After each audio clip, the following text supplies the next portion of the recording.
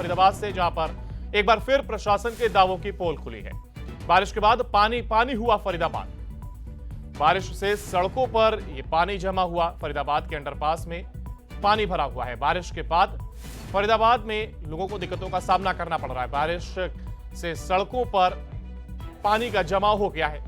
फरीदाबाद के अंडरपास में बुरी तरह पानी भरा हुआ है। लोगों को आवाजाही में दिक्कत आ रही है, हालांकि ये कहें कि लोग इधर से उधर जा ही नहीं सकते, इस कदर अंडरपास में पानी भरा हुआ है। बारिश के बाद पानी पानी हुआ ये फरीदाबाद। ये तस्वीरें आप देख रहे थे किस तरीके से लोगों को आवाजाही में दिक्कतों का सामना करना पड़ रहा है। फरीदाबाद की ये तस्वीरें हैं, यहां पर प्रशासन के दावों की ये पोल खुलती दिखाई दे रही है।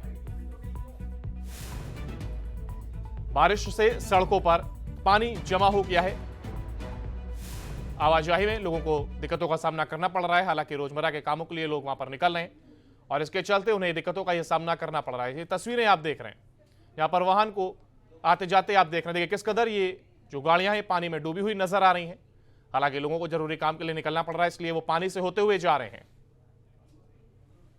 और फरीदाबाद से हमारे संवाददाता दीपक गौतम लाइव जुड़ गए हैं। दीपक, देखिए तस्वीरें किस कदर है, ये हम देखकर समझ पा रहे हैं कि वहां पर पानी का जो जल जमाव है, क्या स्थिति वहां पर बनी हुई है। ऐसे में लोगों को कितनी दिक्कतों का वहां पर सामना करना पड़ रहा है और साथ ही लोगों का क्या कुछ कहना है इसको लेकर के। देखिए पांडे जी, बिल्कुल जो फरीदाबाद के हालात नजर आ रहे हैं वो अपने आप में एक शेर के माध्यम से बयां किए जा सकते हैं कि ये इश्क नहीं आसान, बस इतना समझ लीजिए एक आग का दरिया है और डूब कर जाना है। दरअसल हो ये रहा है कि सुबह से मुश्किल से कुछ घंटे बारिश पड़ी, 3 से 3.5 घंटे की आसपास बारिश पड़ी है और इस बारिश ने फरीदाबाद को पूरी तरह से एक तालाब में तब्दील कर दिया है। और यही वजह है कि फरीदाबाद में किसी इलाके में आप निकल जाइए, चाहे आप कॉलोनियों की तरफ जाइए, चाहे आप सेक्टर की तरफ जाइए, चाहे आप नेशनल हाईवे पर जाइए, तमाम जगह पर आपको पानी भरा हुआ नजर आएगा। फरीदाबाद की जनता कॉलोनी की मैं बात करूं तो वहां पर लोगों ने तो सांकेतिक रूप से एक नाव निकाल ली और नाव पर बैठकर अलग अलग घूमते हुए नजर आए, नाव पर सफर करते हुए नजर आए, जल भराव का एक तरह से आनंद लेते हुए नजर आए। मैं देख रहा था तस्वीरें जो सामने आई, तस्वीरें साफ तौर पर बता रही हैं कि किस तरीके से वहां पानी भरा हुआ था। चूंकि वहां से निकलना बहुत मुश्किल हो गया है, कई फुट गहरा पानी वहां भरा हुआ है और इसकी वजह से लोगों को दिक्कत हो रही है। तस्वीरें बल्लभगढ़ से सामने आई। बल्लभगढ़ की तस्वीरें बताने के लिए काफी है कि पानी वहां भी भरा हुआ है, जबकि वो कैबिनेट मंत्री मूलचंद शर्मा का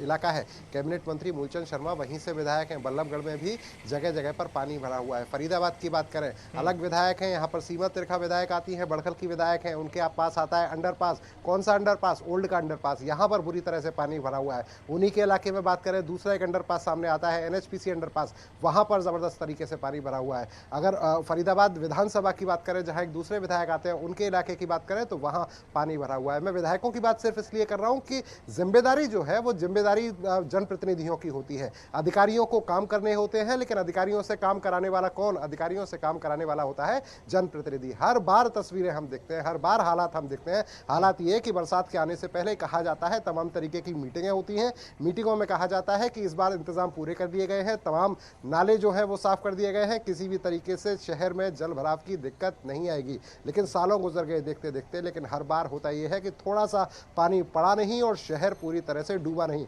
फरीदाबाद स्मार्ट सिटी है और स्मार्ट सिटी में अगर आपको तस्वीरें नजर आती हैं कि नाव पर बैठकर आम आदमी सड़कों पर निकला हुआ है। दो तरह की तस्वीरें होती हैं। पहला एक कि राजनीतिक व्यक्ति कोई सांकेतिक रूप से विरोध प्रदर्शन के लिए नाव पर बैठकर निकला हो, लेकिन यहाँ क्या हो रहा है? यहाँ तो हो ही रहा है कि आम व्यक्ति नाव पर बैठा और नाव पर बैठकर डबुआ कॉलोनी, जनता कॉलोनी और यहाँ के इलाकों की सैर करने के लिए निकला है। वो तस्वीरें साफ तौर पर हमारे दर्शक देख पा रहे होंगे, स्क्रीन पर वो तस्वीरें चल रही हैं। इसके अलावा शहर भर में यही हाल है। हम देख रहे थे कि जब ये मानसून के आने की बात चल रही थी ना, तब से लगातार अधिकारियों की बैठकें हो रही थी, दावे तमाम तरीके किए जा रहे थे। बड़ा बजट आता है इस बात के लिए कि किसी भी तरह से जलभराव ना हो, नालों की सफाई हो, तमाम जो ड्रेनेज सिस्टम है उनको पूरी तरह ठीक किया जाए। हर तरीके की तैयारियों का दावा किया जाता है। जब भी आप बरसात से पहले, मानसून से पहले जब भी आप अधिकारियों की सुनेंगे ना, तो आपको नजर आएगी केवल एक चीज कि इस बार तो हालात सुधरने वाले हैं, चूंकि अधिकारी एकदम सख्त है। अधिकारियों ने तय कर दिया है कि किसी भी तरह से शहर में कहीं पानी नहीं भरने दिया जाएगा। लेकिन जब तस्वीर सामने आती है ना, तो तस्वीर क्या होती है?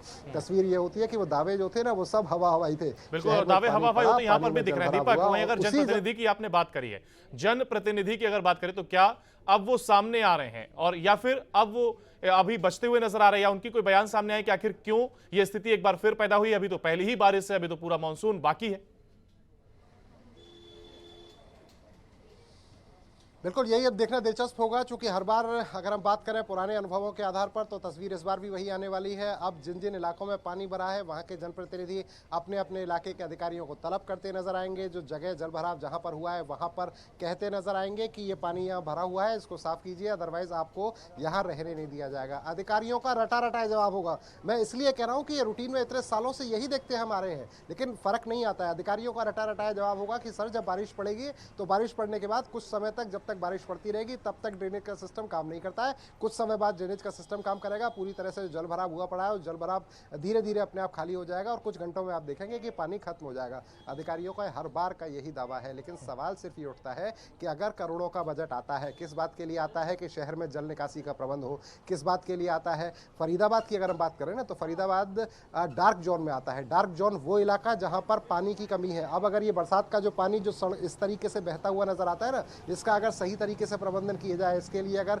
सही तरीके से इंतजाम किया जाए तो शहर में जितना पानी पड़ता है इस पानी से जमीन का जो भू स्तर है, जल स्तर जो है उसको बढ़ाया जा सकता है। लेकिन सही तरीके से प्लानिंग करने के लिए कोई तैयार नहीं है। ये पानी पड़ेगा, पड़ने के बाद बह जाएगा नालियों में, लेकिन इसका कोई फायदा होने वाला नहीं है। तो अधिकारियों को समझने की जरूरत है, तमाम जनप्रतिनिधियों को समझने की जरूरत है कि ये एक ऐसा काम है जिसके लिए एक बड़ी योजना बनानी पड़ेगी।